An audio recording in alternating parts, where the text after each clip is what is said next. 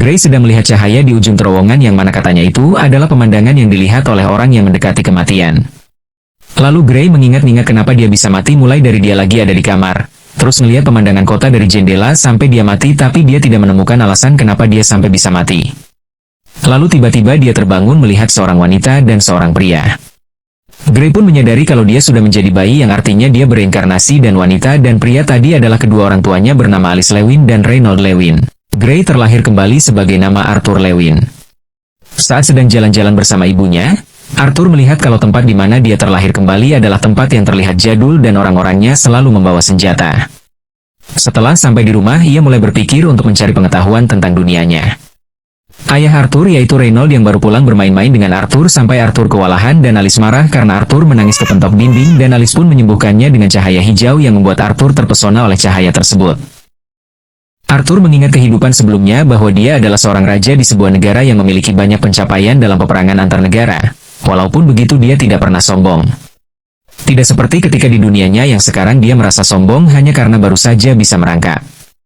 Arthur merangkak menuju cermin dan berkaca, disitulah awal mula tumbuh bibit Rudeus.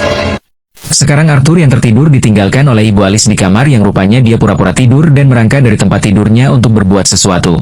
Arthur diam-diam keluar kamar dan menuju suatu ruangan yang banyak bukunya.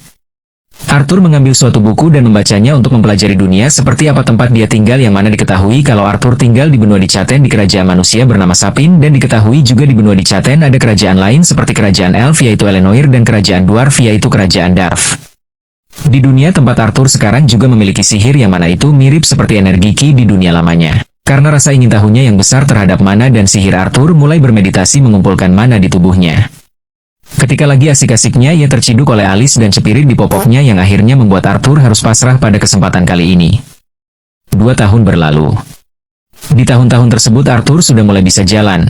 Arthur mengayun pedang, dan Arthur yang terus belajar dan mengamati tempat dunianya sekarang. Lalu di umur segitu udah pada bisa apa guys? Coba komen di bawah.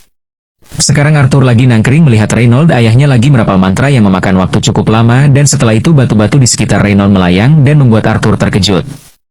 Setelah melayangkan batu-batu tersebut, Reynold menghempaskannya dan ternyata hasilnya adalah kekecewaan Arthur karena Reynold membutuhkan waktu 3 menit merapal mantra cuma buat melayangkan terus menghempaskan batu-batu tersebut. Lalu dari belakang datang Alice ikutan nonton si Reynold latihan. Arthur yang udah puas nontonin pengen pergi tapi tempat dia nangkring tadi itu tinggi. Pas Arthur mau turun, Alice langsung menggendongnya dan membawa Arthur untuk tidur. Tapi Arthur bilang pengen baca buku terus dilarang sama ibunya. Akhirnya Arthur ngeluarin jurus bocil kematian yang membuat sang ibu tidak tahan dengan keimutan anaknya dan berakhir mengizinkannya. Arthur baca buku ditemenin ibunya, karena dengar suara geberes pergilah si ibu Alice buat ngecek keadaan Reynold suaminya. Pas ibunya pergi, Arthur mulai bermeditasi lagi buat ngumpulin mana. Saat mencapai tahap terakhir pembentukan inti mana, duar. Terjadi ledakan dari dalam rumah membuat Alice dan Reynold yang sedang berada di luar terkena ledakan. Ketika ledakan selesai, Alice mulai panik dengan Arthur yang masih berada di dalam rumah. Reynold pun berlari ke rumah yang sudah hancur karena ledakan untuk mencari Arthur. Tiba-tiba Reynold terdiam tidak percaya dengan apa yang ada dilihatnya. Ketika Alice datang dia juga kaget dengan Arthur yang sudah membangkitkan inti mana, atau mana core miliknya di usia kurang dari 3 tahun, yang mana biasanya bagi manusia inti mana baru bangkit ketika berusia kisaran 10-11 tahun. Arthur yang sudah membangkitkan inti mana mulai diajari membaca menulis oleh ibunya, dan diajari manipulasi mana serta augmentasi tingkat dasar oleh ayahnya. Saat Arthur memasuki umur 3 tahun dia diberikan pedang kayu oleh ayahnya dan memulai latihannya dengan pedang. Arthur berlatih dengan ayahnya. Arthur pakai pedang kayu sedangkan ayah Arthur Reynold menggunakan ranting pohon. Ayahnya menuntut Arthur untuk menggunakan mana sambil berpedang dan tidak akan istirahat sampai Arthur bisa. Ketika Arthur berkonsentrasi, ia menebas dan memotong ranting milik ayahnya dan berhasil lolos dari latihan. Arthur memulai lagi meditasinya dan di sini ada penjelasan kalau di dunia yang bergantung dengan mana dan sihir. Inti mana memiliki 7 tahap dan setiap tahap itu menunjukkan kekuatan sihir kalian mulai dari paling dasar yaitu hitam, merah, orange, kuning, silver, dan terakhir putih. Yang mana masing-masing tiap tahap warna memiliki 3 ronde yaitu gelap, sedang, dan cerah. Misal merah gelap, merah sedang, dan merah terang. Ketika lagi asik-asiknya meditasi, ia dipanggil oleh ibunya untuk makan yang membuat Arthur kesal sampai kekesalannya itu dibawa ke meja makan. Reynold menyuarakan pikirannya kalau sudah saatnya bagi Arthur untuk memiliki seorang guru. Alice menolak opini Reynold dikarenakan Arthur itu masih bocah berumur 4 tahun. Reynold beropini untuk memberikan Arthur seorang guru karena Arthur sudah bisa melakukan manipulasi mana. Tapi mereka terus-terusan berdebat dan ujung-ujungnya nanya ke si Arthur maunya kayak gimana. Arthur ngusulin kalau, bagaimana kalau kita lebih baik pergi bersama? Usulan Arthur membuat mereka berdua Alice dan Reynold tertawa karena mereka merasa bodoh karena gak kepikiran. Akhirnya mereka pun setuju untuk pergi ke kota Shirus agar Arthur bisa mendapatkan pendidikan dan guru di sana. Malam harinya si Arthur lagi baca buku. Lalu datanglah Alice, ibunya narik buku yang lagi Arthur baca terus nyuruh Arthur tidur karena berangkatnya besok pagi bareng teman-teman ayah ibunya yaitu partian Twin Horn. Akhirnya Arthur pun tidur. Keesokan harinya, Arthur bersama ayah ibunya pergi menemui kelompok Twin Horn. Setelah bertemu dan menyapa mantan anggotanya, Reynold memperkenalkan Arthur kepada mereka semua mulai dari Adam Crane si tombak, Angela Rossi blonde, Durden Walker si besar, si imut Jasmine Flamsworth istri gua yang cuma ngangguk aja nyapanya. Terakhir yaitu Helen Sharp si Archer. Setelah kenalan sama Arthur, mereka mulai memasukkan segala logistik untuk perjalanan dengan 2 kereta kuda. Mereka pun memulai perjalanan mereka. Malam pun tiba. Rombongan Arthur dan Twin Horn memutuskan untuk beristirahat dan berburu untuk hidangan makan malam. Helen bertanya kepada Arthur apakah dia lelah. Arthur mengangguk. Helen bilang bahwa Arthur tidak usah khawatir karena itu adalah perjalanan pertamanya Arthur. Mereka berdua pun mengobrol. Adam yang kelihatan gabut minta izin ke orang tuanya Arthur buat ngajak Arthur sparring. Arthur peregangan dulu dan Adam memulai ancang-ancangnya yang membuat Arthur gelisah dengan dirinya sendiri. Akhirnya Arthur mempersiapkan diri dan mengalirkan mana ke tubuhnya. Arthur mulai menyerang Adam. Adam bersiap menghalangi serangan Arthur, tapi Arthur ternyata muncul di belakang Adam bersiap menyerang. Tapi Arthur malah salah mendarat yang membuat Adam menyadari kehadiran Arthur yang sebelumnya membuat dirinya kebingungan. Arthur menyerang lagi dan serangannya dihindari oleh Adam. Adam menyerang balik dan serangannya dihindari Arthur. Lalu Arthur mendorong Adam yang membuat Adam kehilangan keseimbangan. Ketika hampir jatuh, Adam langsung melayangkan tendangan dan dihindari oleh Arthur. Adam pun memanfaatkan momennya untuk menyerang Arthur dengan membuat Arthur terpental dan jatuh. Adam digeplak sama Durden karena terlalu berlebihan. Adam komplain kepada Reynold karena Arthur di luar ekspektasi. Dan Reynold pura-pura tidak tahu. Sambil mengobati Arthur, Alice bertanya apakah Arthur diajarkan bertarung oleh ayahnya? Arthur beralasan kalau dia belajar dari ngeliatin ayahnya dan beberapa buku. Teman-teman party Twin Horn kagum dan meminta Arthur untuk mengajari teknik gerakannya yang tadi digunakan saat sparring dengan Adam. Jasmine mencobanya dan terjatuh. Adam mencobanya dan nubruk pohon. Beberapa hari telah berlalu sejak perjalanan rombongan Arthur menuju kota Shirus. Begitu pula dengan hari ulang tahun Arthur juga sudah terlewat dan mendapatkan hadiah dari Jasmine berupa pedang kecil. Sekarang rombongan Arthur dan Twin Horn sedang melakukan pemberhentian untuk beristirahat dan juga membersihkan diri. Ketika semua aktivitas di sungai telah selesai, mereka kembali memulai perjalanan mereka. Di tengah perjalanan Adam bercerita kepada Arthur tentang kecerobohan bapaknya Arthur. Lalu pembicaraannya disela tiba-tiba oleh Helen yang mengatakan kalau Adam juga sama cerobohnya. Arthur melihat ibunya yang kelihatan tidak baik-baik saja. Ibunya bilang ia baik-baik saja. Karena dirasa tidak masalah, jadinya Arthur membaca buku. Saat sedang membaca buku, ia dibuat tidak tenang dengan tatapan dari Jasmine yang memperhatikan Arthur. Tiba-tiba kereta kuda mereka ngerem mendadak yang membuat seisi penumpang berguncang. Alice bertanya apa yang sedang terjadi. Helen mengumumkan kalau ada serangan bandit dan menyuruh rombongan Twin Horn untuk siap bertempur. Angela merapal mantra angin dan menghalau serangan anak panah yang mengarah ke rombongan mereka. Jasmine, Reynold, Durden, dan Adam mulai turun ke lapangan. Sedangkan Helen yang tertusuk anak panah di paha mulus miliknya mematahkan anak panah tersebut dan melompat dari atas kereta kuda, lalu membidikan anak panahnya saat mendarat. Arthur melihat kalau rombongannya sudah terkepung oleh para bandit. Lalu, datanglah sosok bos dari para bandit itu yang memerintahkan anak buahnya untuk tidak membunuh wanita dan anak-anak agar bisa dijual mahal. Arthur bersiap narik pedang buat ikut andil bertarung. Alice yang melihat Arthur mau mengeluarkan pedang langsung memeluk Arthur dan mengatakan, "Jangan takut, ibu ada di sini." Arthur pun kembali tenang. Di luar, para bandit menggempur dengan serangan jarak jauh menggunakan panah. Durden menggunakan sihir tanah untuk melindungi menggunakan dinding tanah. Sayangnya ada 2 anak panah yang lolos dari dinding tanah Durden yang mengarah kepada Arthur dan ibunya di kereta kuda. Untungnya Angela tepat waktu menghalau anak panah tersebut dengan sihir anginnya. Para bandit mulai mendekat. Helen dari atas tembok Durden menembaki para bandit. Dari balik tembok Durden, datanglah Reynold menerjang para bandit dengan tinjunya. Setelah itu dengan lincah Reynold membabat habis para bandit satu persatu. Reynold lengah dan ada bandit yang mau menyerang dia dari belakang. Tetapi untungnya keburu mati oleh anak panah milik Helen. Pertarungan terus berlanjut. Adam hampir diserang dan berhasil menghindari serangan tersebut, lalu Adam membalasnya dengan model tusuk brutal. Sedangkan Jasmine dengan kelincahannya ia melompat dari satu bandit ke bandit lain lalu menyembelihnya. Saat ia akan menyembelih target selanjutnya, ia dengan cekatan mundur menghindari serangan cambuk dari rekan si target. Si pengguna cambuk menyerang lagi dengan bertubi-tubi, tapi dengan lincahnya Jasmine menghindari serangan-serangan tersebut. Arthur yang mengawasi pertarungan Jasmine khawatir dengan Jasmine. Tiba-tiba kereta kuda Arthur ditabrak sesuatu sampai hancur. Ternyata itu adalah Reynold ayah Arthur dalam keadaan babak belur. Rupanya itu adalah ulah dari sang pemimpin para bandit. Arthur nyuruh alis ibunya untuk segera menyembuhkan Reynold. Reynold menenangkan istrinya untuk jangan khawatir lalu mengatakan kepada Arthur kalau nanti Alice bakal diincar oleh bandit karena menggunakan mantra penyembuhan. Jadi Reynold minta kepada Arthur untuk kabur membawa ibunya ke tempat perjalanan sebelumnya. Arthur menolak dan bilang kalau dia bisa bertarung, tapi Reynold menyuruh Arthur untuk mendengarkannya dan berpesan juga untuk melindungi bayi dalam kandungan Alice. Gara-gara bapaknya ngomongin bayi, jadinya Arthur teringat alasan kenapa ibunya itu kelihatan kayak kurang sehat. Ternyata ibunya itu lagi hamil adiknya Chai.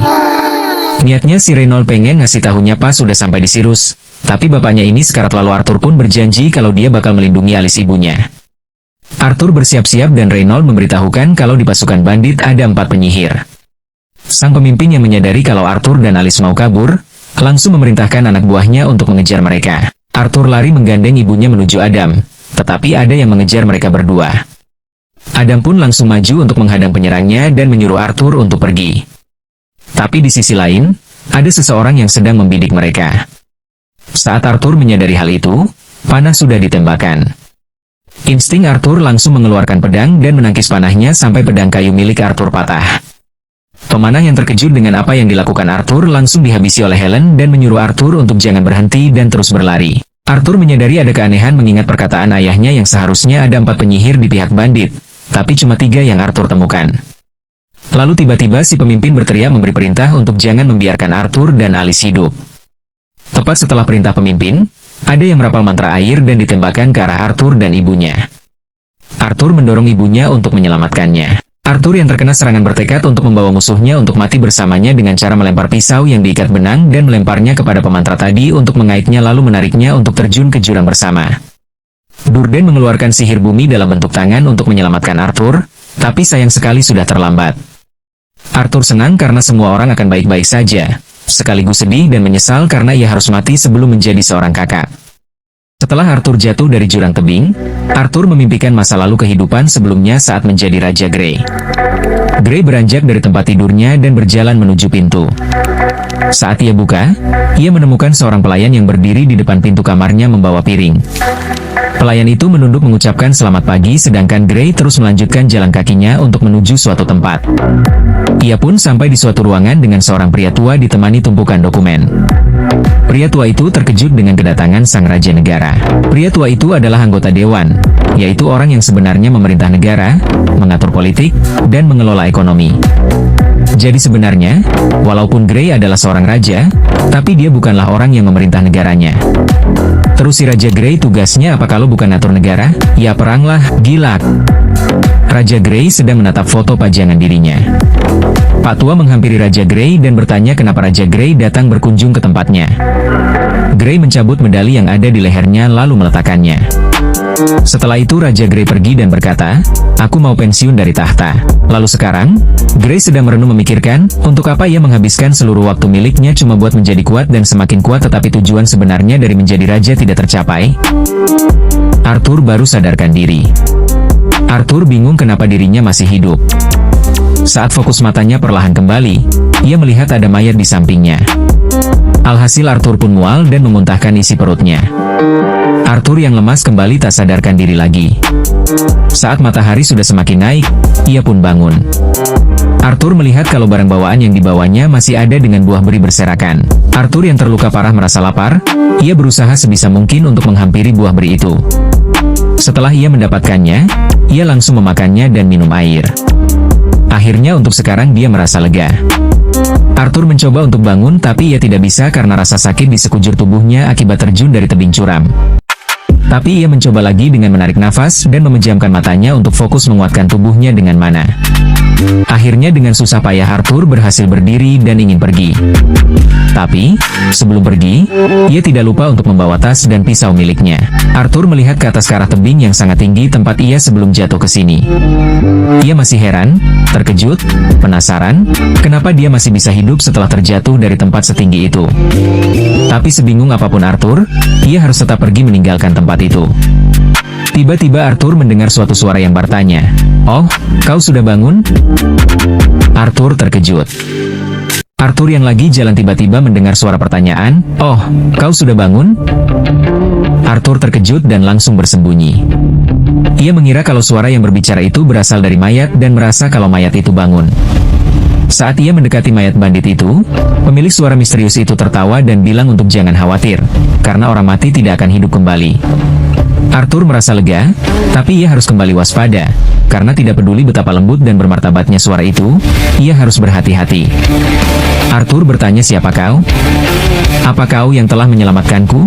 sambil menghunuskan pisau. Suara tersebut mengiyakan kalau dia yang telah menyelamatkan Arthur, tetapi tidak bisa memberitahu siapa dia selain Arthur yang harus datang sendiri ke tempat pemilik suara itu. Arthur merasa kalau pemilik suara itu cukup yakin kalau Arthur akan datang kepadanya. Kenapa ia bisa cukup yakin? Karena pemilik suara itu adalah satu-satunya orang yang bisa mengantarkan Arthur pulang dari tempat itu. Membicarakan hal itu, Arthur langsung teringat keluarga dan rekannya Twin Horn dan ia bertanya-tanya tentang keselamatan mereka. Akhirnya Arthur memutuskan untuk meminta bantuan ke pemilik suara itu. Lalu Arthur diberikan sebuah penglihatan di kepalanya yang menunjukkan lokasi dari pemilik suara itu.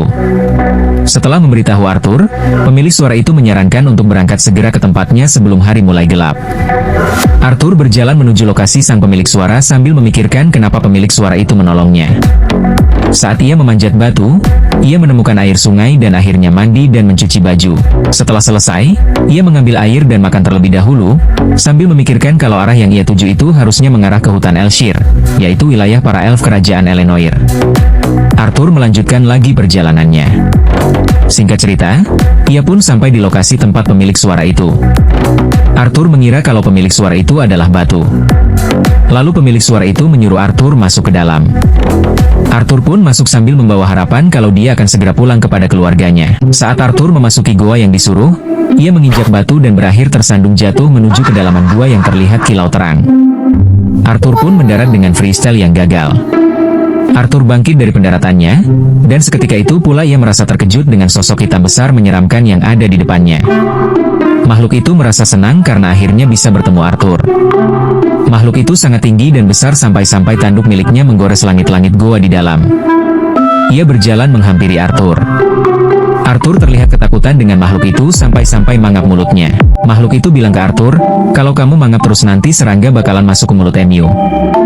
Lalu sosok itu mengulurkan tangannya pada Arthur dan berkata kalau dia butuh sedikit waktu untuk membuka portal yang cukup kuat agar Arthur bisa pulang. Dan sosok itu juga bilang kalau dia akan menjaga Arthur sampai tiba waktunya untuk Arthur bisa pulang. Arthur berterima kasih, setelah itu perhatiannya tertuju ke arah buah yang terlihat bersinar. Arthur menghampirinya. Buah itu terlihat mengkilap sampai bisa memunculkan bayangan Arthur hingga ia teringat dengan keluarganya. Tapi rasa kerinduannya itu harus tercabut karena interaksi tiba-tiba dari sang sosok hitam yang membuat Arthur terkejut. Setelah itu Arthur dan sosok hitam itu sekarang sedang makan berdua bersama. Arthur memulai topik dengan menanyakan nama sosok itu.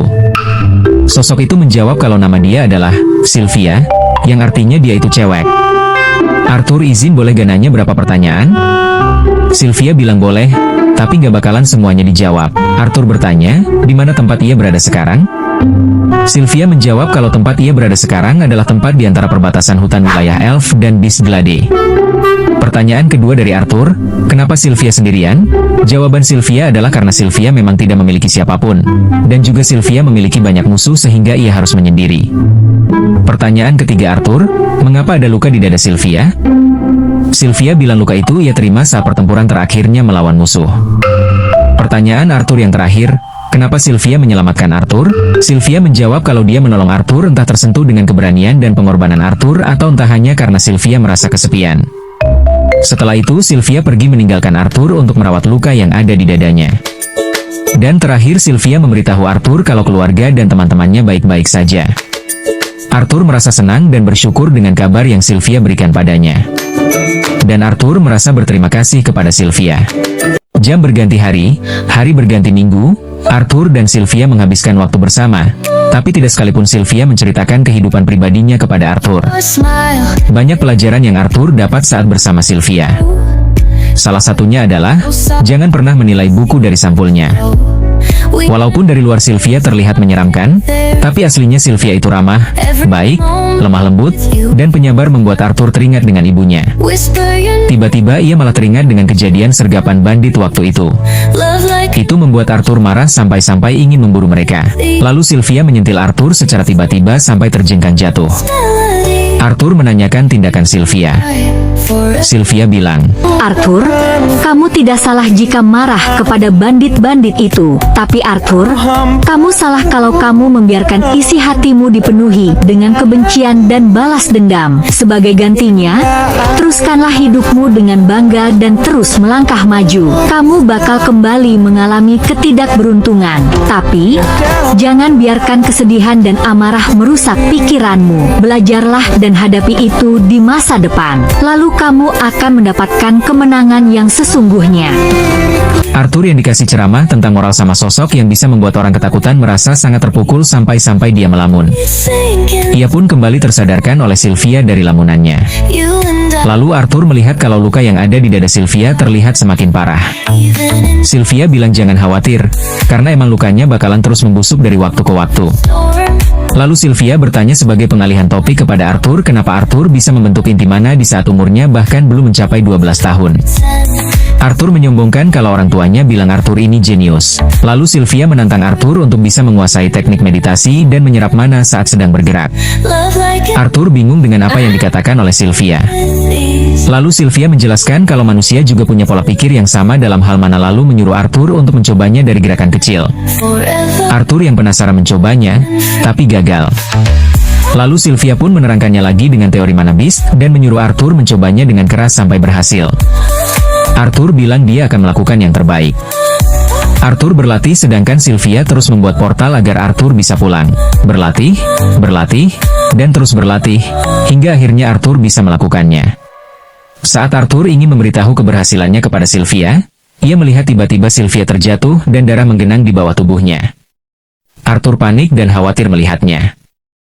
Arthur yang melihat Sylvia tiba-tiba tumbang menghampirinya dengan khawatir. Arthur merasa syok dengan genangan darah dari tubuh Sylvia. Arthur menyuruh Sylvia untuk bertahan. Arthur dengan sekuat tenaga mencoba membalik tubuh Sylvia dengan menguatkan tubuhnya dengan mana dan akhirnya berhasil. Arthur sangat syok dan khawatir melihat luka yang ada di dada Sylvia semakin memburuk. Arthur mengingat hari-hari yang ia habiskan bersama Sylvia. Arthur menyimpulkan kalau keadaan Sylvia semakin memburuk itu karena dirinya. Arthur pun menangis. Sylvia berdiri menggendong Arthur, menenangkannya, tapi Arthur tidak bisa tenang karena Sylvia mati untuk diri Arthur. Arthur tidak bisa berhenti menangis. Sylvia bilang kita sudah tidak punya waktu lagi dan Sylvia benci kalau Arthur menyalahkan dirinya sendiri. Perkataan Sylvia membuat Arthur semakin sedih. Lalu tiba-tiba tubuhnya Sylvia bersinar dan lapisan hitam yang ada di tubuhnya hancur memunculkan sayap seputih salju. Ketika semua lapisan hitam itu sudah seluruhnya hancur, yang menampakkan diri dari balik lapisan zirah hitam itu rupanya adalah sosok naga putih yang terlihat elegan dan bermartabat. Sylvia menanyakan apakah sekarang penampilannya sudah cocok dengan nama miliknya? Arthur terkejut ternyata sosok asli Sylvia adalah naga. Sylvia mengiyakan apa yang dikatakan Arthur. Lalu Sylvia mengatakan kalau jika penyamarannya alias zirah hitam tadi sekarang sudah hilang, maka akan ada sesuatu yang akan datang. Sylvia dengan sesegera mungkin menyempurnakan portalnya. Sylvia untuk terakhir kalinya berpesan kepada Arthur beberapa hal sebelum mereka berpisah. Pertama, Sylvia menitipkan telur miliknya kepada Arthur. Kedua, Sylvia memberikan bulu naga miliknya kepada Arthur untuk menyembunyikan aura dari telur miliknya. Ketiga, Sylvia memberikan Beast Will kepada Arthur alias kekuatan tekad Beast tanpa Arthur sadari. Terakhir, Sylvia akan membukakan portal teleportasinya untuk Arthur pergi. Arthur menolak meninggalkan Sylvia dengan keadaan seperti itu. Tiba-tiba gua bergetar, bebatuan dalam gua runtuh, Sylvia melindungi Arthur dengan sayapnya. Tiba-tiba muncul sosok hitam misterius. Sosok hitam itu entah apa hubungannya dengan Sylvia, menyuruh Sylvia untuk berhenti keras kepala dan menyuruhnya untuk menyerahkan sesuatu entah apa yang dimaksud. Lalu Sylvia mengeluarkan kekuatannya dan tiba-tiba waktunya berhenti. Di saat itu, Sylvia mengakui kalau sebenarnya saat ia bersama Arthur, ia mengulur waktu pembuatan portalnya agar dia bisa bersama Arthur sedikit lebih lama. Lalu Sylvia memiliki permintaan terakhirnya kepada Arthur untuk memanggilnya nenek. Arthur tidak mau. Ia meminta Sylvia untuk ikut pergi bersamanya selagi waktu membeku. Sylvia sedih karena permintaan terakhirnya tidak dikabulkan. Ia pun mendorong Arthur ke dalam portal dan mengucapkan selamat tinggal. Arthur sedih karena Sylvia harus ia tinggal. Tanpa diduga Sylvia, Arthur memanggilnya nenek di saat portalnya akan segera menutup. Sylvia merasa senang dengan kata-kata terakhir Arthur di ujung hayatnya. Lanjut ke Arthur yang sudah melewati portal teleportasi. Sekarang ia sudah melewati portal dan sampai di suatu tempat disinari langit jingga dan suara kicau burung. Arthur menengok kanan kiri untuk memastikan dia ada di mana. Ia menggertakkan gigi memikirkan Sylvia yang sudah pergi dan tak bisa ditemui lagi. Arthur berteriak marah di tengah hutan, membuat burung-burung yang merasakan amarah Arthur terbang pergi. Arthur terus melamun dengan pikiran yang dipenuhi memori bersama Sylvia selama 4 bulan tinggal bersama. Tiba-tiba Arthur mendengar suara yang seakan mencoba cek sound, membuat Arthur bangun dari rebahannya. Arthur mendengar suara Sylvia yang bilang halo. Arthur terkejut Sylvia masih hidup, tapi ternyata itu cuma suara pesan yang ditinggalkan oleh Sylvia saat mewariskan Beast Will atau kekuatannya kepada Arthur. Sylvia berkata kalau tubuh Arthur yang baru berusia 4 tahun tidak cukup kuat dengan inti mananya yang sudah mencapai tahap merah gelap. Jadinya Sylvia menanamkan kehendak unik atau Beast Will dalam diri Arthur untuk berkembang. Pesan Sylvia itu juga mengingatkan Arthur kalau dia masih punya keluarga yang harus dia lindungi. Dan Sylvia akan bertemu lagi dan menjelaskan semuanya pada Arthur tentang dirinya saat Arthur mencapai tingkat inti putih. Dan Sylvia menyebutkan kata Raja Grey sebelum suaranya menghilang, yang tentu itu membuat Arthur terkejut. Pikiran Arthur dipenuhi pertanyaan tentang Sylvia. Bagaimana bisa Sylvia tahu identitas sebenarnya Arthur? Arthur memastikan satu hal, kalau dia cuma fokus latihan di kehidupannya yang sekarang, berarti dia nggak ada bedanya sama dirinya di kehidupannya yang dulu. Jadi ia memutuskan untuk hidup lebih baik dari kehidupan sebelumnya. Lalu Arthur baru kepikiran pertanyaan di mana tempat ia berada sekarang. Arthur mengalirkan mana ke tubuhnya, dan pergi melesat dengan cepat mengarungi hutan lebat dan memanjat pohon agar lebih cepat rotasi di Land of Dawn. Arthur sadar kalau dirinya ada di kedalaman hutan Elshire, yaitu hutan wilayah para elf, dikarenakan jarak pandang penglihatannya kabur walaupun sudah memakai mana. Arthur pun melanjutkan perjalanannya lagi dengan melompati pepohonan. Saat Arthur berhenti sejenak memikirkan dirinya sudah seperti monyet, tiba-tiba ia mendengar suara perempuan manusia. Lalu ia pun pergi mengikuti asal suara itu. Saat Arthur menemukan sumber suara, ia berharap bisa ikut rombongan mereka agar ia bisa pulang. Tapi Arthur menyadari ada kejanggalan dan turun mendekat untuk melihat lebih jelas dengan apa yang terjadi. Arthur meningkatkan pendengarannya dengan mana, dan mendengar ada suara perempuan yang disekap. Orang yang berdiri terlihat seperti bos itu menjelaskan kepada para anak buahnya untuk pergi meninggalkan hutan elf ini setelah menangkap seorang gadis elf. Arthur yang mendengar dan memahami pembicaraan mereka menyimpulkan kalau mereka adalah pedagang budak. Para pedagang budak yang Arthur awasi bersiap untuk pergi. Arthur melompati pepohonan mengikuti rombongan pedagang budak itu dari belakang. Arthur terus mengikuti mereka sambil menyusun rencana untuk menyerang mereka dan menunggu momen yang tepat. Sampai malam pun tiba. Arthur masih tetap mengawasi mereka yang sedang beristirahat sambil bermeditasi mengumpulkan kekuatan. Dirasa sudah saatnya untuk melancarkan rencana, Arthur mengambil sebuah biji dari pohon dan melemparkannya ke anjing setengah rusa ini sehingga membuat mereka mengaum. Dan membuat perhatian dua orang yang terjaga ini harus menenangkan para anjing setengah rusa itu. Arthur yang mengawasi dari atas dahan pohon memikirkan cara untuk menyerang mereka menggunakan teknik dari kehidupan sebelumnya. Karena Arthur sekarang tidak memegang senjata. Tanpa disadari oleh mereka, Arthur sudah melesat turun dari pohon dan tanpa banyak bacot langsung mengganyang salah satu dari mereka tanpa suara. Arthur mengambil pisau dari korban pertamanya, dan bersiap mengincar target selanjutnya. Para anjing setengah rusa yang mencium bau darah dari mayat yang Arthur bunuh langsung memakan pedagang budak yang telah mati itu. Si gendut yang mabuk merasa temannya masih belum kembali. Ia ingin mencari temannya dan tanpa ia sadari kalau sudah ada yang mengintainya. Ia pun syok menemukan kalau temannya itu sudah mati menjadi santapan para hewan itu, dan dari belakang Arthur melancarkan serangan dan membunuh tersebut. Arthur merasa lelah karena tubuhnya masih anak-anak, jadi dia harus menyelesaikannya dengan cepat. Tiba-tiba ada suara anak perempuan dari dalam kereta angkut yang membuat Arthur terkejut, dan itu membuat dua orang yang tersisa dari rombongan pedagang Buddha terbangun dari tidurnya. Orang yang rambut panjang pergi mencari dua temannya yang tidak ada, sedangkan yang botak menetap tidak kemana-mana dekat kereta angkut. Ia menyadari ada suatu pergerakan dari belakang dan dengan sigap menanti serangan yang datang. Tapi penyerang itu menyusup di antara dua kakinya dan melumpuhkannya hingga jatuh dan berteriak kesakitan membuat teman yang rambut panjang mendengarnya dan bergegas kembali kepada temannya yang botak. Saat ia sampai, ia diberitahu oleh temannya yang botak untuk berhati-hati, karena anak itu adalah penyihir. Si rambut panjang yang mendengar kalau anak kecil yang dimaksud adalah penyihir, menjatuhkan pedangnya, berniat melawan anak itu dengan tinjunya yang dilapisi mana. Arthur waspada terhadap pria itu. Tiba-tiba pria itu sudah ada di belakang Arthur melancarkan serangan tinju dengan kuat sampai menghancurkan tempat tadi Arthur berdiri. Pria itu melancarkan serangan lagi tapi batu dilempar menghantam sisi wajahnya sampai mulutnya berdarah. Arthur melempar pisau yang diikat dengan mana, tapi pisaunya ditangkap oleh pria itu dan memutus aliran mana Arthur. Pria ini tertarik dengan Arthur. Orang itu dengan cepat sudah berada di hadapan Arthur dan menendangnya tepat di perutnya hingga terangkat dan jatuh. Orang itu menangkap Arthur, tapi tak disangka Arthur memadatkan sihir api di tangan pria itu dan, bom! Tangannya meledak gosong. Arthur pun lepas dalam kabut asap mengambil senjatanya tanpa disadari oleh rambut panjang itu dan ia pun langsung terbunuh dengan lemparan pisau oleh Arthur. Tersisa si botak yang tadi telah dilumpuhkan. Ia meminta pengampunan kepada Arthur. Arthur marah dengan apa yang dikatakannya mengingat apa yang sudah mereka perbuat dengan menculik anak kecil. Tidak lama ia pun menyusul kematian teman-temannya. Seorang anak kecil dari ras elf sedang menangis dengan tangan terikat di dalam kereta angkut menunggu pertolongan. Arthur datang tersenyum dan berkata, "Kamu sudah aman sekarang," kepada anak elf itu. Setelah itu, Arthur memberikan penutup mata kepada anak elf itu supaya tidak melihat hal mengerikan yang terjadi kepada para pedagang Buddha itu dan pergi meninggalkan tempat kejadian. Setelah dirasa cukup jauh dari tempat itu, Arthur membukakan penutup mata dari anak elf itu. Anak elf itu berterima kasih. Dirasa anak elf itu sudah baik-baik saja, Arthur pun mau pergi tapi anak elf ini mencegahnya untuk pergi dengan berbagai alasan.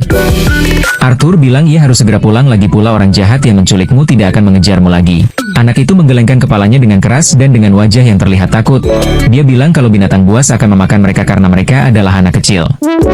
Arthur mengerang, dan menanyakan waktu tempuh menuju tempat tinggal asal anak elf itu. Anak elf itu bilang ia tidak tahu. Arthur menghela nafas dan menyuruh anak elf itu untuk menunggu di sana, karena Arthur mau meluting persediaan dari para pedagang Buddha tadi untuk persediaan mereka berdua selama perjalanan. Oke, kata anak itu. Arthur pun memilah dan memilih apa yang dibutuhkan untuk perjalanan dan petualangannya. Setelah selesai, awalnya Arthur berpikir untuk menggunakan kereta angkut ini. Tapi niatnya itu ia urungkan karena akan jadi mencolok jika anak kecil mengendarai kereta itu, jadinya ia membebaskan hewan-hewan penarik kereta itu. Ia berharap kalau anak elf yang dia tolong bisa membantu dia buat pulang ke kerajaan manusia. Arthur sampai di tempat anak elf yang menunggunya. Arthur memberikan anak itu pakaian yang dia temukan pas lagi ngeluting. Sekalian ngasih dia jubah biar nggak kedinginan. Anak itu berterima kasih dan Arthur mengelus kepalanya dan berkata kalau Arthur akan mengantar anak elf itu pulang. Mereka pun melakukan perjalanan bersama untuk mengantar anak elf itu pulang. Sembari jalan mereka melakukan percakapan menanyakan nama masing-masing. Nama anak elf itu adalah Tesia Eralit. Banyak hal yang mereka lalui bersama selama perjalanan menuju tempat tinggal Tesia. Berbagi cerita satu sama lain, saling menjaga. Saat malam tiba, mereka akan membangun tenda dan beristirahat. Arthur menyuruh Tesia untuk segera tidur. Tesia bertanya bagaimana dengan Arthur. Arthur bilang dia akan berjaga di luar. Ia juga sambil mencari tahu apa yang Sylvia wariskan untuknya sambil berjaga. Tesia memunculkan diri dari tenda, khawatir dengan Arthur yang tak beristirahat. Arthur bilang dia baik-baik saja. Tapi karena Tesia penakut yang minta ditemenin, dia bawa-bawa kekhawatirannya tentang bakal dimakan sama hewan buas. Akhirnya Arthur masuk tenda untuk istirahat dan menemani Tesia sampai ia tertidur dengan nyenyak. Pagi pun tiba, mereka berdua pergi kembali melanjutkan perjalanan. Tesia sudah tidak merasa takut dan putus asa lagi, tapi sekarang jadi malu-malu ke Arthur. Hari menjelang malam kembali. Arthur membangun tenda untuk bermalam. Tiba-tiba Arthur merasakan rasa sakit dari ulu hatinya membuat dirinya hampir tumbang. Tesia khawatir dan bertanya, apakah kamu baik-baik saja? Arthur bilang dia baik-baik saja. Sampai hari benar-benar sudah malam, ia masih merasakan sakit di ulu hatinya. Hingga hari esok pun tiba, mereka melanjutkan perjalanan lagi. Arthur tersenyum kepada Tasya agar kekhawatiran Tasya bisa mereda. Lalu ada hewan buas hutan yang mengikuti mereka, tapi Arthur tidak tinggal diam dan melempari mereka dengan pisau membuat mereka takut dan kabur. Perjalanan Arthur berlanjut kembali bersama Tasya. Tiba-tiba rasa sakit di ulu hatinya kembali muncul, membuat ia harus bersembunyi dari Tasya agar tidak membuatnya khawatir. Seperti biasa, saat malam tiba mereka akan berkemah di hutan dan kali ini Arthur tidur lebih awal dari biasanya. Mereka melanjutkan perjalanan seperti biasa dan kini Tasya sepertinya sudah bisa mengenali lingkungan tempat tinggalnya. Sayangnya Tasya merasa kelelahan karena tubuh Tasya tidak bisa mengimbangi perjalanan membuat Arthur tidak tega. Jadinya ia membawa kantung yang dibawa oleh Tasya agar Tasya tidak keberatan. Tiba-tiba rasa sakit Arthur muncul lagi. Tasya khawatir tapi Arthur berpura-pura kalau dia cuman kebelet modal. Seperti biasa mereka akan beristirahat saat malam tiba. Keesokan harinya seperti biasa mereka lanjut perjalanan. Tasya menarik baju Arthur membuat Arthur menoleh pada Tasya. Tasya bertanya, karena kita udah jadi teman dekat, bolehkah aku memanggilmu Art? Arthur bilang boleh-boleh aja. Tasya heran karena semudah itu. Arthur pun menggoda dengan berkata, saya akan merasa sangat terhormat karena anak desa yang sederhana ini bisa dipanggil dengan Art oleh Tasya Eralit. Tasya kesal dengan sikap Arthur karena rasanya kayak lagi ngomong sama orang tua. Arthur membalas kalau itu lebih baik daripada jadi orang cengeng yang kalau kencing minta ditemenin. Tasya semakin kesal dan mencubit pipi Arthur. Saat itu Tasya melihat ada tanda pada pohon di belakang Arthur, dan ia langsung mengajak Arthur pergi melanjutkan perjalanan. Tasya meraba-raba pohon dengan tanda yang ia lihat pada pohon. Tiba-tiba wajahnya terlihat bahagia, dan ia mengatakan kalau mereka sudah sampai. Pohon itu bersinar terang, membukakan pintu untuk Tasya. Tasya masuk dan mengajak Arthur untuk masuk juga. Arthur terjatuh setelah melewati pintu gerbang teleportasi yang ia masuki dari pohon tadi. Tasya memberitahu Arthur kalau mereka sudah sampai di tempat tinggal Tasya. Arthur terpukau melihat pemandangan kota elf yang ada di depan matanya, tapi keberadaan Arthur itu sendiri tidak disukai oleh para penduduk elf di sana. Tiba-tiba muncul pusaran angin di depan mereka berdua dan membuat mereka waspada. Dari pusaran angin itu, muncul kelompok kesatria yang dengan kompak menyambut kedatangan Tasya. Rupanya Tasya ini adalah putri kerajaan elf. Terkejut dan bertanya-tanya kepada Tasya, Tasya hanya bisa tersenyum canggung. Lalu tidak lama datang dua orang yang terburu-buru mencari Tasya. Rupanya mereka berdua adalah orang tuanya Tasya sekaligus raja dan ratu dari kerajaan Elenoir bernama Alduin Eralit dan Merial Eralit. Disusul juga dengan kedatangan Virion Eralit yang merupakan kakeknya Tasya sekaligus merupakan raja sebelumnya dari kerajaan Elenoir yang memimpin peperangan melawan manusia. Virion yang melihat cucunya tersenyum hangat. Arthur mendorong Tasya untuk segera menemui keluarganya. Keluarga Tasya senang karena Tasya kembali dengan selamat. Arthur yang melihat momen tersebut jadi memikirkan bagaimana reaksi orang tuanya jika Arthur seperti Tasya. Alduin berterima kasih kepada Arthur dan memintanya untuk datang menuju ke kediamannya dengan sorot mata yang terlihat seperti memerintah. Arthur menunduk berterima kasih atas hal itu, dan Tasya langsung menarik lengan Arthur mengajaknya pergi dengan wajah senang membuat keluarga serta prajurit elf itu terlihat terkejut. Arthur ternganga takjub melihat istana kastil dari kerajaan elf. Arthur dibawa masuk ke dalam kastil oleh Tasya. Ia merasa pening karena rasanya seperti ia masuk dunia dongeng. Merial menyuruh para pelayannya untuk melayani Arthur agar bisa beristirahat. Arthur berterima kasih, tetapi ia harus menjelaskan terlebih dahulu apa yang telah terjadi sebelumnya kepada mereka. Mereka pun berkumpul di sebuah ruangan di mana Arthur duduk bersama dengan keluarga kerajaan elf dengan para pengawal di belakang mereka. Arthur berdiri dan menunduk, memperkenalkan diri kepada keluarga kerajaan elf sebagai orang dari desa kecil. Mereka cukup terkejut karena sikap Arthur yang terlihat cukup dewasa dan Alduin menyuruh Arthur untuk menceritakan apa yang terjadi sebelumnya. Intinya di sini Arthur menceritakan kalau dia terpisah keluar dari keluarganya saat disergap bandit dan menceritakan bagaimana pertemuannya dengan Tasya sambil menyembunyikan cerita tentang Sylvia. Sikap Alduin langsung berubah marah saat mendengar pedagang budak dari ras manusia yang menculik putrinya. Arthur mengkoreksi kata-kata Alduin kalau pedagang budak bukanlah profesi dari suatu ras, membuat ia dihunuskan pedang oleh para pengawal kerajaan dan ditahan oleh Virion. Lalu Virion bertanya kepada Arthur bagaimana Arthur yang hanyalah anak kecil bisa menyelamatkan Tasya.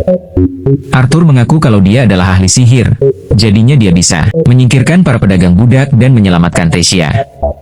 Salah satu pengawal mengeluarkan pedangnya karena merasa Arthur berbohong.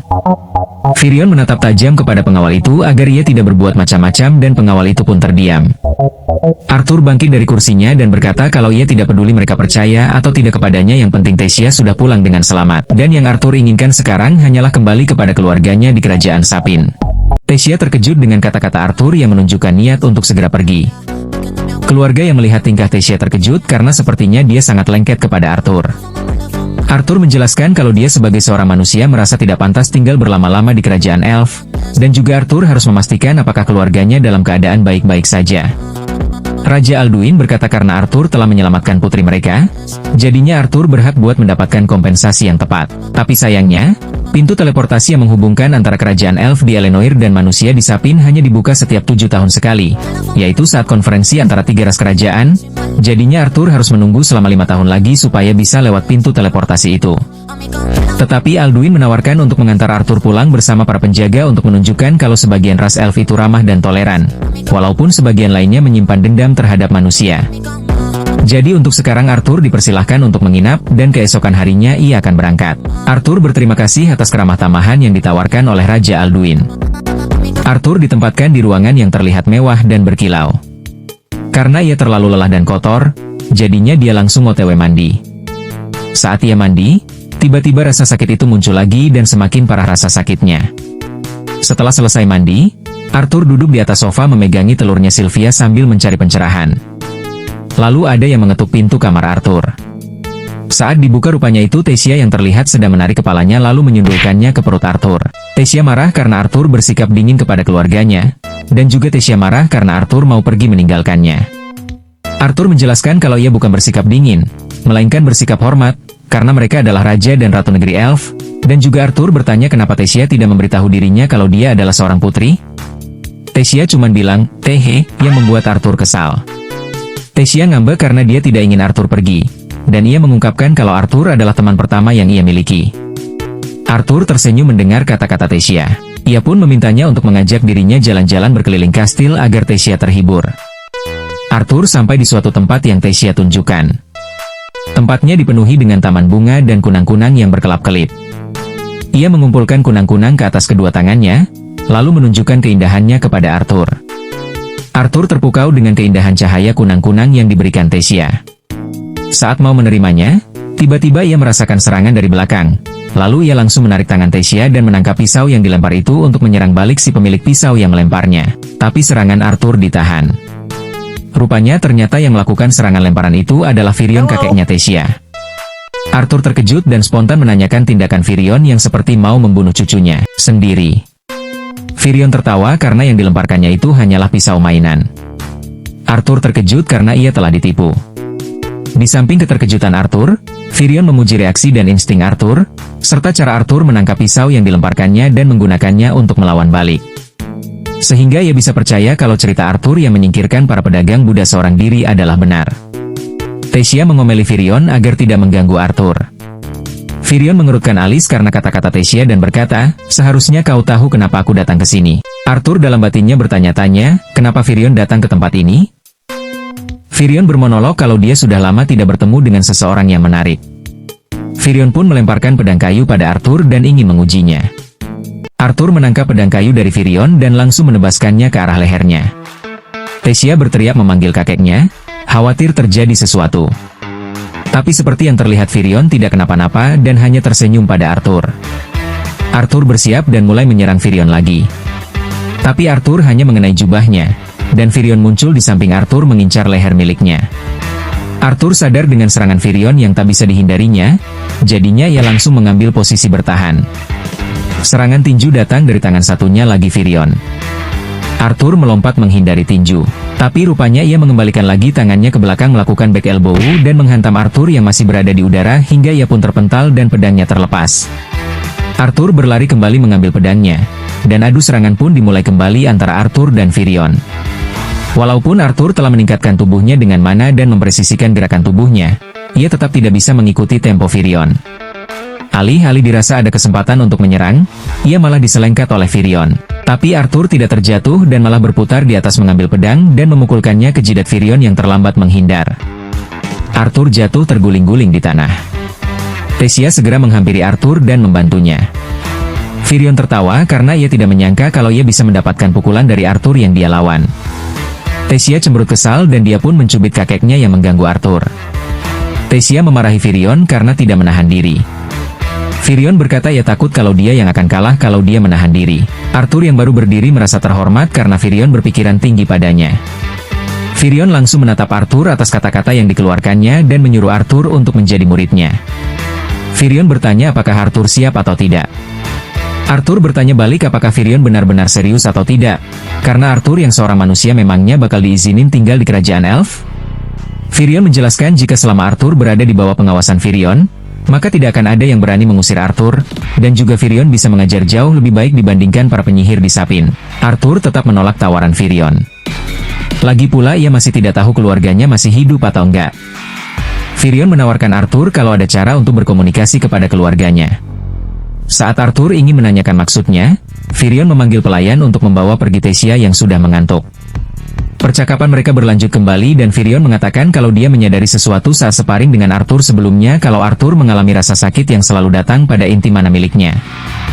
Arthur heran kenapa Virion bisa mengetahuinya. Virion rasa Arthur tidak tahu alasan rasa sakit yang dimilikinya.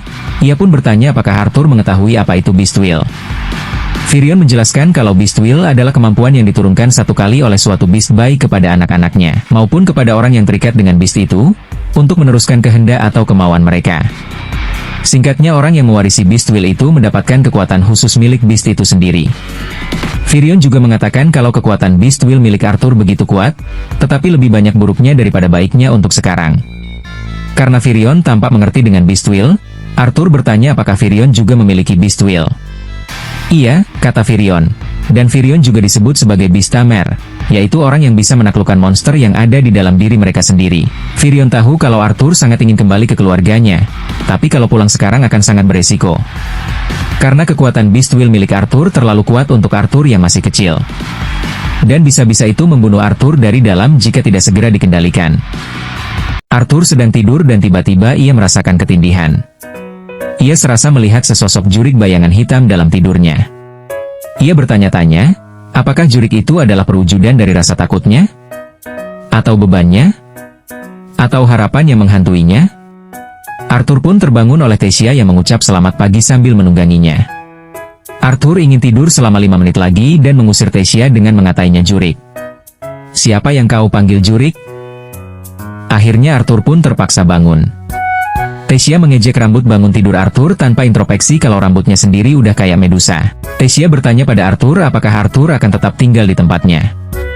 Arthur berkata, mungkin. Ya kami akan mengetahui setelah perjalanan bersama dengan tetua Virion, putri. Tiba-tiba Thesia mencubit Arthur. Dia marah karena Arthur memanggilnya putri. Yang Thesia inginkan adalah Arthur memanggilnya Tess. Arthur mengiyakan omongan Thesia dan menyuruh Thesia segera keluar, karena Arthur mau mandi. Dia pun malah membuat ekspresi aneh membuat Arthur terpermalukan. Beres itu, Arthur menuruni tangga menuju keluar kastil. Arthur melihat kedua orang tuanya Thesia, yaitu Raja Alduin dan Ratu Merial yang menentang keputusan Virion bahwa Arthur diizinkan tinggal di kerajaan. Virion menyangka mereka berdua kalau Virion sudah menyukai bocah Arthur itu dan tidak mau membahasnya lagi. Alduin kembali menentang, tapi dipotong oleh Virion dan berkata kalau Arthur akan berada di bawah bimbingannya. Arthur yang menuruni tangga sambil dari tadi mendengarkan percakapan mereka merasa kalau Virion adalah orang yang bisa dipercaya. Arthur pun menaiki kereta kuda bersama Thesia dan Virion. Kereta kuda berjalan melewati pemukiman dengan nuansa pepohonan lebat di sekitarnya. Di dalam kereta kudanya, Arthur bertanya pada Virion dengan memanggilnya kakek, berapa lama mereka bakal sampai? Virion menyeringai menyipitkan mata mendengar ia dipanggil kakek oleh Arthur. Arthur berkata kalau ia penasaran dengan teman misteriusnya Virion yang bisa membantunya untuk berkomunikasi dengan keluarganya. Thesia yang tidur bersandar pada Arthur. Melihat itu, Virion bercerita kalau Thesia bangun pagi-pagi sekali karena Arthur. Sambil mengusap pipisnya, Virion menceritakan kalau Thesia, sebagai putri satu-satunya kerajaan, membuatnya tumbuh dalam kesepian dan selalu dilukai oleh orang dewasa dan anak-anak yang berpura-pura menjadi temannya. Sehingga ia pun menjadi dingin tetapi tidak kejam dan membangun tembok sosialnya sendiri. Tapi gara-gara Thesia bertemu Arthur, ia pun bisa tersenyum cerah seperti dulu lagi. Karena itu, Virion bersyukur dan berterima kasih kepada Arthur. Kereta kuda menghentikan lajunya membuat Thesia terbangun.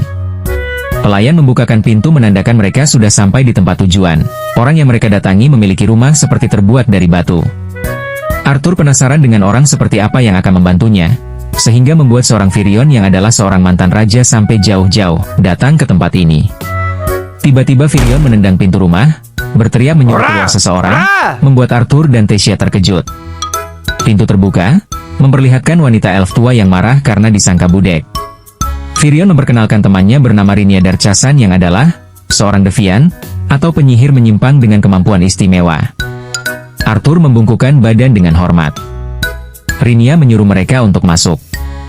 Mendengar kata devian sebelumnya, membuat Arthur teringat ibunya yang mana. Sihir yang digunakan para devian tidak termasuk dalam sihir kategori dasar, seperti api, air, tanah, udara. Arthur bertanya apa benar kalau sihir milik Rinia bisa membuatnya berkomunikasi dengan orang tuanya? Rinia menjelaskan kalau dia dipanggil diviner yang mana. Jika dia bersungguh-sungguh, maka tidak ada yang bisa bersembunyi darinya. Seperti contoh, kalau Arthur adalah anak yang spesial hanya melihat dari potongan masa lalu dan masa depannya. Rinia memberikan baskom berisi air, dan menyuruh Arthur untuk fokus membayangkan kedua orang tuanya dengan detail. Dan saat apa yang dibayangkan Arthur muncul di air, ia sudah bisa mulai berbicara pada mereka. Arthur membuka matanya. Dan sesuai perkataan Rinia, muncul gambar orang tuanya di atas air baskom. Terlihat Alice dengan wajah pucat menyuguhkan makanan untuk Reynold. Reynold bilang, makanannya terlihat luar biasa. Apakah ada perayaan khusus? Alice berkata kalau dia cuma mau memasak makanan favorit Reynold aja, karena kebetulan dia belum pernah masak lagi makanan kayak begitu. Karena kalau dia masak makanan itu, dia jadi teringat dengan Arthur karena itu adalah makanan favoritnya Arthur juga. Menyadari Alice yang sedih, Reynold menanyakan dirinya. Dan Alice bilang dia gak apa-apa. Alice menghela nafas dan memegangi perut buntingnya. Saat itulah muncul suara Arthur, mengatakan, "Halo ibu, halo ayah. Ini aku putramu, Arthur. Kalian mungkin terkejut mendengar suaraku di kepala kalian kan? Akan kujelaskan nanti, tapi sekarang, aku ingin kalian tahu aku hidup dan aman. Aku berhasil selamat jatuh dari tebing. Hanya saja ini tetap harus dirahasiakan, tapi sekarang ini aku tinggal di kerajaan Elenoir dengan para elf. Aku tahu ini pasti berat. Ini juga berat untukku. Tapi aku bersyukur kalian berdua baik-baik saja. Kuharap, kalian tidak saling menyalahkan diri atas apa yang terjadi. Aku bangga dengan apa yang kulakukan saat itu, dan jika waktu terulang kembali, aku juga akan tetap melakukan hal yang sama walaupun itu membuatku mati. Aku ingin menemui kalian, tapi itu mungkin sedikit sulit untuk dilakukan. Sepertinya sekarang aku sedang menderita semacam penyakit dan harus diobati. Aku tidak berada dalam bahaya, tapi aku harus diobati sebelum aku kembali pulang. Aku tidak bisa memastikan kapan aku bisa menghubungi kalian seperti ini lagi. Di sini ada penyihir deviant yang seperti dirimu ibu. Dialah orang yang telah membuat kalian bisa mendengar suaraku. Ayah, aku akan tetap latihan sihir dan bertarung saat masa penyembuhanku. Jangan terkejut jika aku bisa mengalahkanmu di pertandingan saat pertemuan kita selanjutnya. Jaga ibu dan bayi itu tetap sehat. Ayah, ibu, aku sayang kalian berdua. Jaga diri kalian sampai aku kembali. Mendengar putra mereka baik-baik saja, mereka berdua bercucuran air mata kebahagiaan dan berpelukan. Di sisi lain, Arthur menangis mengetahui kalau kedua orang tuanya ternyata baik-baik saja. Arthur mengangkat wajah kepada Virion dan berkata, kalau dia siap tinggal untuk menjadi muridnya Virion. Setelah selesai berurusan dengan Rinia, mereka pun kembali ke istana kerajaan. Alduin berdiri menyambut bersama istrinya Merial di depan pintu. Saat Arthur mau jalan lewat pintu, tiba-tiba ia dihadang oleh tangannya Alduin. Rupanya Alduin cuma mau minta maaf saja ke Arthur, bersama Merial yang mengatakan anggap saja tempat ini kayak rumah sendiri. Mulai sekarang keberadaan Arthur akan sangat disambut oleh keluarga kerajaan. Arthur dan Raja Alduin pun saling berjabat tangan. Tiba-tiba Thesia berdiri di depan Arthur, meminta izin kepada kedua orang tuanya untuk bermain di luar berdua. Singkat cerita setelah bersiap, Arthur sedang menunggu Thesia di tangga. Thesia datang dengan outfit imut miliknya dan berkata, "Ikuyo! Ato!" Mereka berdua pun pergi ke pemukiman yang ramai penduduk sambil berpegangan tangan. Tiba-tiba ada bocah elf lelaki yang menabrak Arthur. Bocah elf itu bukannya minta maaf malah bersikap rasis menunjuk-nunjuk Arthur. Thesia dan Arthur terlihat kesal. Bocah elf laki-laki itu memperkenalkan diri namanya Ferit Ifsaar II, mengajukan diri untuk menemani Thesia jalan-jalan. Arthur tersenyum smirk ingin berbuat iseng kepada Ferit. Ia pura-pura kaget mendengar nama Ferit Ifsaar dan mempersetkannya menjadi Ferit Ivisaur. Ferit yang awalnya mau bangga tidak jadi, karena ia sadar abis dibego-begoin sama Arthur. Arthur membungkukkan badan, memberikan sedikit satiran dalam penghormatannya dan pamit pergi bersama Tasya. Ferit menyuruh berhenti pada Arthur yang mau pergi. Arthur tersenyum karena sadar kalau Ferit tidak sebodoh yang Arthur kira.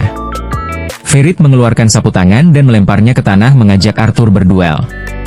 Tasya menegur Ferit kalau itu adalah tindakan tidak sopan karena telah menantang seorang murid dari kakeknya yang juga adalah seorang mantan raja kerajaan ini. Ferit bilang kalau dia melakukan itu karena dia tidak terima kalau harga dirinya dipermalukan. Ia menyuruh Arthur memilih antara menerima duel atau tidak. Kalau Arthur tidak menerima duel, dia harus pergi sambil merangkak. Arthur bertanya-tanya dalam dirinya, apakah duel adalah tradisi para warga kerajaan elf? Karena Arthur kelihatannya cuma diam aja, jadinya Ferit anggap sebagai opsi menerima tantangan. Tasya menjadi wasit di antara duel mereka berdua. Banyak warga elf yang menghentikan masing-masing aktivitas mereka untuk menonton duel tersebut. Tasya memulai duel mereka. Ferit ancang-ancang untuk menyerang, tapi belum selesai ancang-ancang Arthur sudah melesat di depannya dan menampol wajahnya hingga jatuh. Tasya sudah menduga kalau hasil duel Arthur akan seperti itu. Tasya memegang tangan Arthur, menariknya dan mengajak pergi. Mereka berkeliling seharian mulai dari toko senjata, perpustakaan, pedagang kaki lima, sampai nongkrong di balkon atas. Tasya bertanya pada Arthur apakah ia merasa gugup dengan pelatihannya yang akan dimulai besok. Ditanya hal itu, ia langsung teringat dengan omongan Virion tentang pelatihannya yang tidak akan mudah. Ibaratkan seperti merendam tubuh dalam tar panas. Setelah mengingat itu, Arthur berkata kalau dia merasa senang dengan berbagai hal yang sudah dia alami, membuat ia tidak sabar dengan masa depan yang menanti dirinya, tanpa dia tahu kalau masa depan yang menantinya adalah menggendong satu benua. Dan begitulah season 1 dari manhwanya, atau volume 1 dari novelnya berakhir. Kalau dilihat dari adaptasi animenya itu sendiri, ini mencapai episode 6 dari animenya. Terima kasih karena telah menonton atau mengklik video ini. Jangan lupa untuk like dan subscribe ya teman-teman. Dah.